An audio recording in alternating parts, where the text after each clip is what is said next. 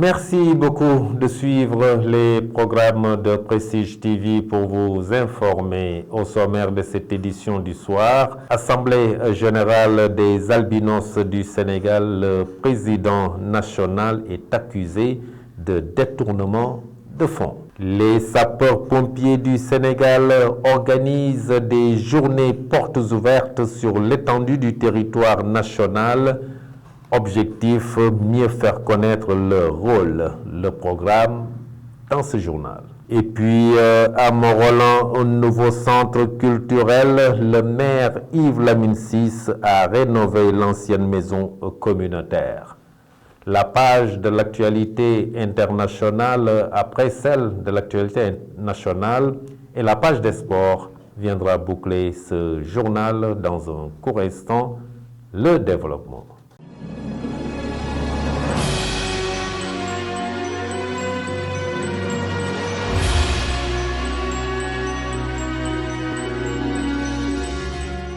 Mesdames, Mademoiselles, Messieurs, bonsoir et bienvenue dans ce journal que nous ouvrons avec le point Covid du jour. Le ministère de la Santé et de l'Action sociale a fait le point sur la situation journalière de l'évolution de la Covid-19 au Sénégal ce mardi 10 mai 2022. Sur 730 tests réalisés, le Sénégal a enregistré 3 nouveaux cas de coronavirus. 2 patients hospitalisés ont été contrôlés négatifs et déclarés guéris. Aucun cas grave n'est pris en charge dans les services de réanimation des hôpitaux. Aucun décès n'a été enregistré le lundi 9 mai 2022. L'état de santé des autres patients reste stable. Je vous le disais tout de suite dans le sommaire, le président national des albinos accusé de détournement de fonds de plusieurs millions destinés à la prise en charge sanitaire et au fonctionnement de leur association. C'est lors de leur assemblée générale tenue ici à Thiès que les accusations de malversation et de mauvaise gestion ont été formulées à l'encontre d'Ahmadou Bamba Diop, président de l'Association nationale des albinos du Sénégal. D'ailleurs, une plainte va être déposée auprès du procureur de la République pour qu'il réponde des accusations qui lui sont reprochées. Je vous propose d'écouter à ce propos Ahmadou Ali Sall, coordinateur du jour de l'Assemblée générale. Et on l'a fait, cette Assemblée générale-là. Qu'il le veuille ou non, on l'a fait, tout simplement. Qu'est-ce que vous lui reprochez? Nous lui reprochons beaucoup de choses. Les 33 millions qu'il a donnés n'importe comment à un colonel de l'armée sénégalaise. Il faut oser dire les choses telles qu'elles sont. Et en plus, c'est lui qui l'a dit publiquement. C'est pas des calomnies.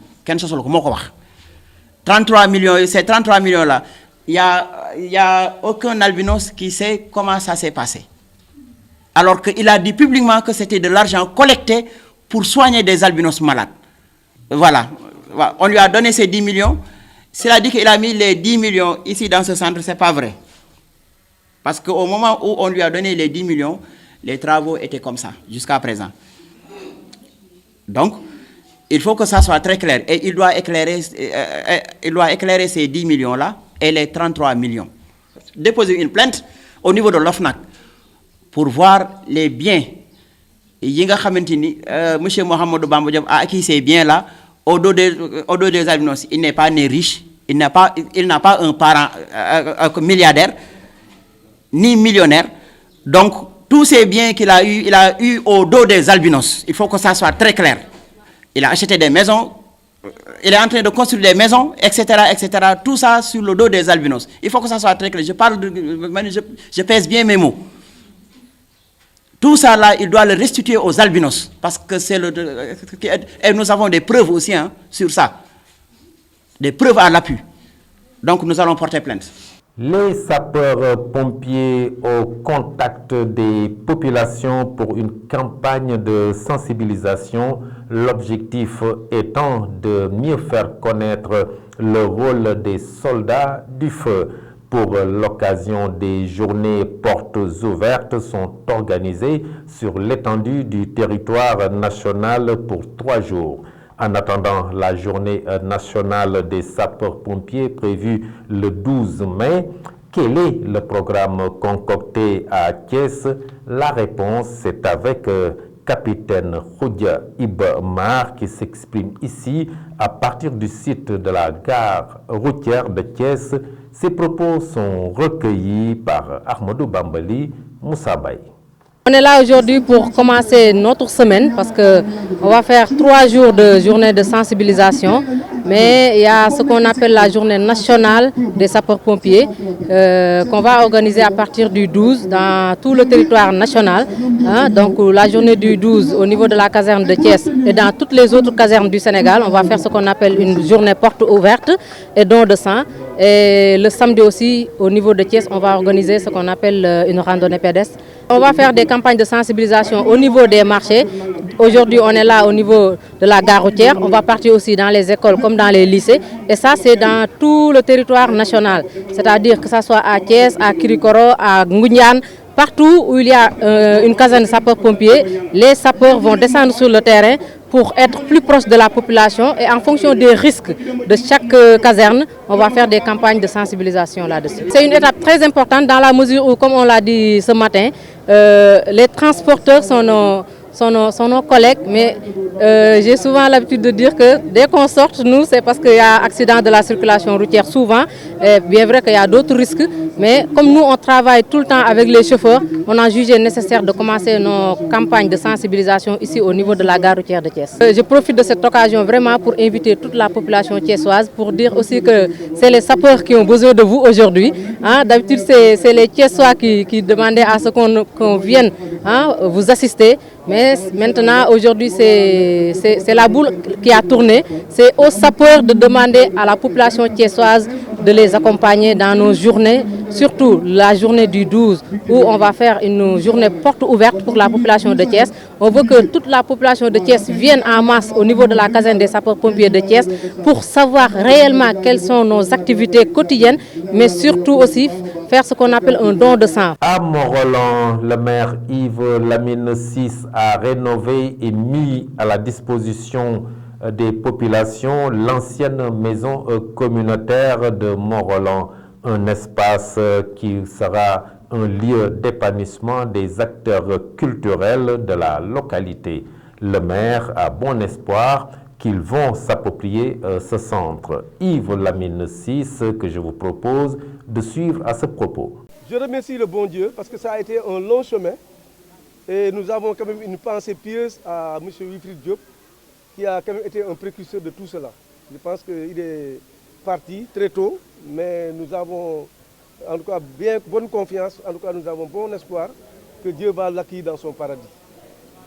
Aujourd'hui c'est un grand jour parce que, comme j'ai dit tout à l'heure, nous sommes passés sur plusieurs étapes. Et parfois on n'a pas réussi.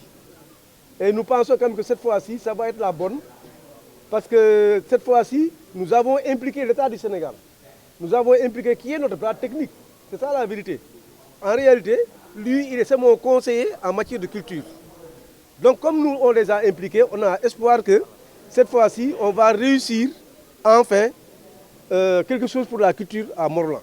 En tout cas, nous avons bon espoir que les artistes vont s'approprier cet outil et ils vont en faire un bon usage. On a bon espoir aussi, ce centre va être un centre de formation pour les artistes d'abord, mais aussi un centre de formation pour les jeunes. Et je disais tout à l'heure que les artistes doivent être des modèles pour les jeunes. Donc un artiste, c'est un éducateur.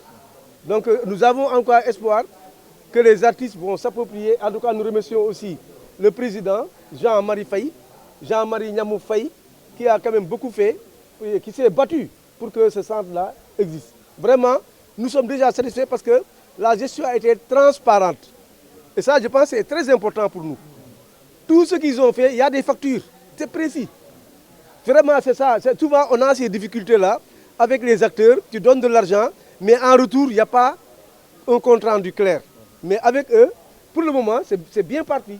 En tout cas, les acteurs culturels ont désormais à leur disposition un cadre d'expression et de création artistique, un espace d'échange pour le rayonnement culturel de Mont-Rolland. Sidi Mbaye, le directeur régional du Centre culturel de Thiès, invite les acteurs à faire vivre le centre. Sidi Mbaye, que je vous propose d'écouter.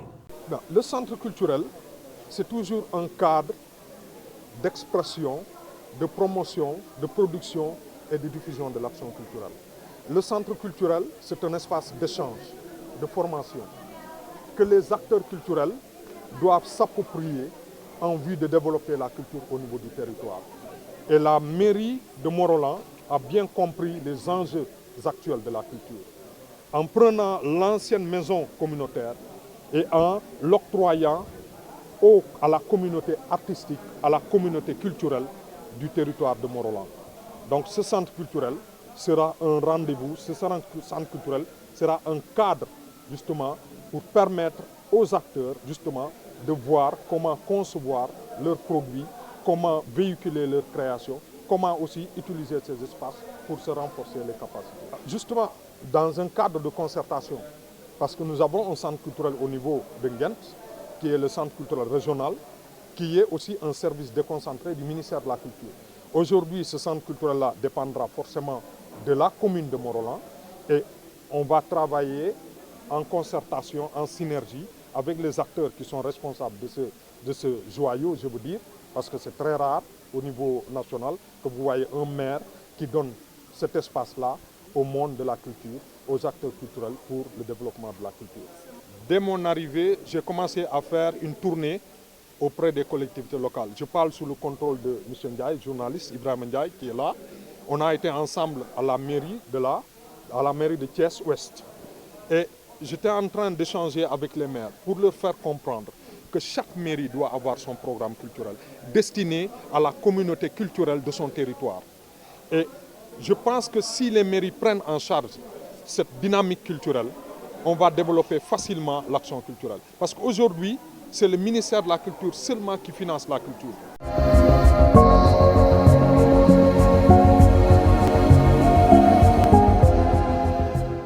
La page de l'actualité nationale des cinéastes russes et africains se rencontre à Dakar à partir de ce mercredi.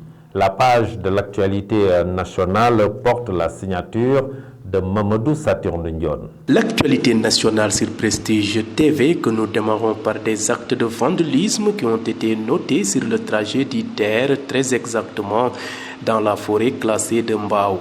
Des actes d'incivisme qui ont eu des conséquences graves sur le fonctionnement d'Iter. Des malfaiteurs ont en effet déterré des câbles, ce qui serait à l'origine des dysfonctionnements notés.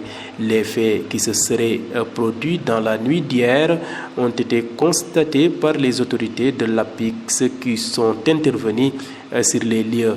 Pour le moment, renseigne le DG de l'APIX, une plainte a été déposée contre X et la gendarmerie a déjà ouvert une enquête. Une rencontre internationale de cinéastes russes et africains va se tenir à partir de mercredi à la place du Souvenir africain à Dakar. Les réalisateurs et des producteurs russes, nigérians, kenyans, sénégalais, soudanais, sud-africains et d'autres pays prendront part à cette réunion qui se poursuivra jusqu'au dimanche 15 mai. L'organisation de cette rencontre est soutenue par le ministère russe des Affaires étrangères et de la Culture, l'ambassadeur de la Russie au Sénégal et le ministère sénégalais de la Culture et de la Communication. Terminons par cette coopération militaire entre la Guinée-Bissau et le Sénégal. L'institution communautaire a répondu positivement à l'appel du président de la Guinée-Bissau. À ce propos, la DIRPA informe que des militaires du 3e bataillon forment le premier détachement sénégalais de la mission de la CEDEAO d'appui à la stabilité de la République de Guinée-Bissau. Le commandant du détachement, le commandant Marturin Florent Gomis, a reçu le drapeau des mains du général de division Mamadou Gaye à Thiès.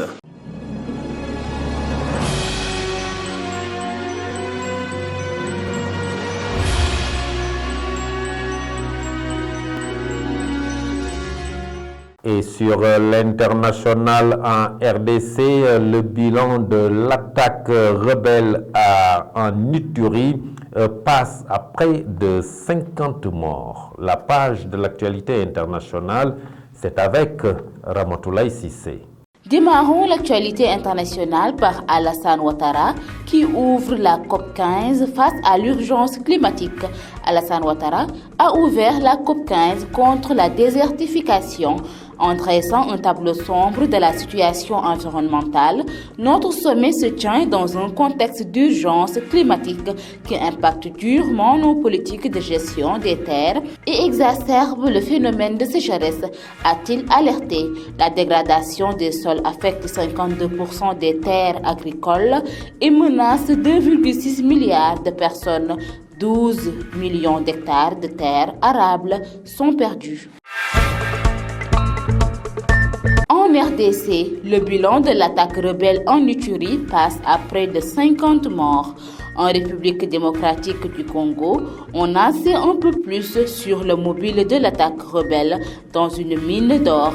La société civile avance désormais un bilan d'une 50aine de morts. Il s'agit, selon un communiqué de l'armée congolaise, des pertes en vies humaines intervenues lors des accrochages entre deux factions du groupe rebelle Kodiko. Terminons l'actualité internationale par le président Emmanuel Macron qui veut une communauté politique européenne pour accueillir l'Ukraine. Le président français Emmanuel Macron a appelé lundi 9 mai à Strasbourg à la création d'une communauté politique européenne pour accueillir notamment l'Ukraine pendant la procédure d'adhésion à l'UE qui prendront des années, voire des décennies. Dans son intervention, à l'occasion du jour de l'Europe, Emmanuel Macron a souligné que l'Ukraine, envahie par la Russie, était déjà membre de cœur de notre Union, alors que Moscou a organisé une commémoration militaire en grande pompe de la victoire de 1945 sur l'Allemagne nazie. Mesdames et messieurs, c'en est tout pour l'actualité internationale.